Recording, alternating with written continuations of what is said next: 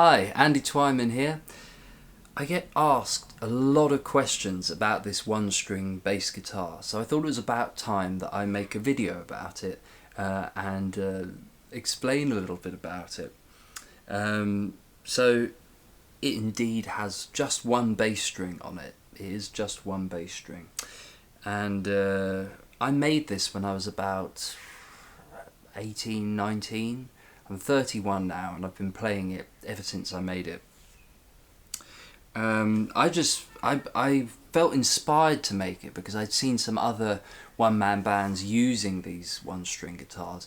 When I first started playing it, a lot of people would come up to me and say, "Oh, got that off C6 Steve," but it wasn't C6 Steve. It was actually two guys that really inspired me on the one-man band front, and one of them was Ben Prestage, who's still gigging around now.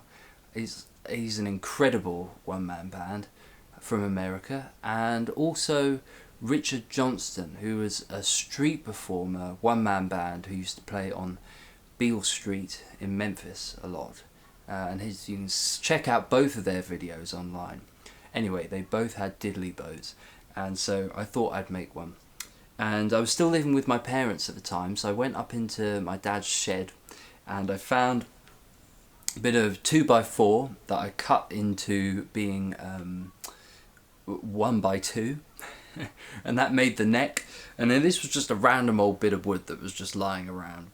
And originally it was only attached with 3 screws in the back here. I sort of managed to somehow cut a hole into this main body that would kind of fit the neck in. So it just had 3 screws there and a bit of glue. Eventually that snapped about a year ago, and now it has a dowel running through it, which is a way of joining 2 bits of wood that's a little bit more secure than a few screws and a bit of glue. So the pickup I used was a transducer pickup that I'd actually bought to try and pick up the sound from a resonator guitar, so I thought I'll stick that on, see what happens. It actually took a long time experimenting to work out the best place to put it for the maximum resonance. And right here for the bridge of the guitar is a flathead screw. This was just a block of wood that I used for the tailpiece and drilled a hole in it. What else is here? This nut up here, this is made out of a bit of Meccano that I found in the shed because I was one of those kids. My dad was an engineer, you see, so he got me Meccano as well as Lego because I think he was hoping I'd learn how to use nuts and bolts and things like that.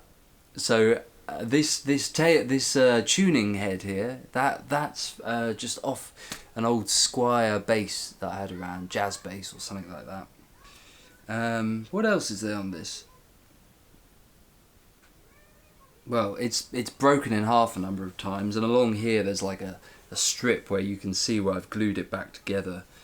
And I think I christened it the Boogie Machine, and hence why that's written there. I thought, it'll do what it says on the tin. It does indeed produce boogie very effectively. One time, after a gig I was playing in Orpington, somebody picked up my bass when I wasn't looking and wrote on it, "Smile, it's happening." And I thought, well, that's quite a nice message to have on there and I'd like to keep that. So I kept it, and occasionally I look at it and it reminds me to keep smiling. So without further ado, I'll just demonstrate a little bit how it sounds. It's probably, the odds are, if you're listening on your phone, it's really not going to do this guitar justice. So maybe bung some headphones on or get this sound through a speaker, and then you'll really hear how fat it really is. So here we go.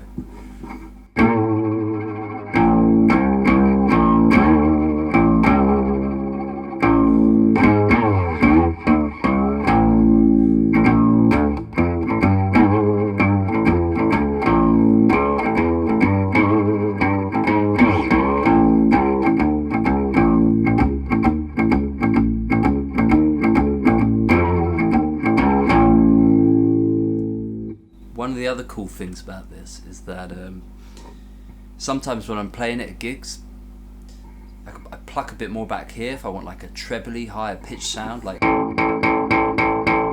And then when I really want to like go in with some bass, I pluck it down here. Again, you probably won't be able to hear the difference on your phone, but believe me, down here is like, and up there is a little bit more kind of like twangy. So that happens on any guitar actually. If you pluck it near the bridge, it's more twangy. Oh, and the other thing is, at the end of the song that I play this on, I tap the pickup here and do a little drum solo like this.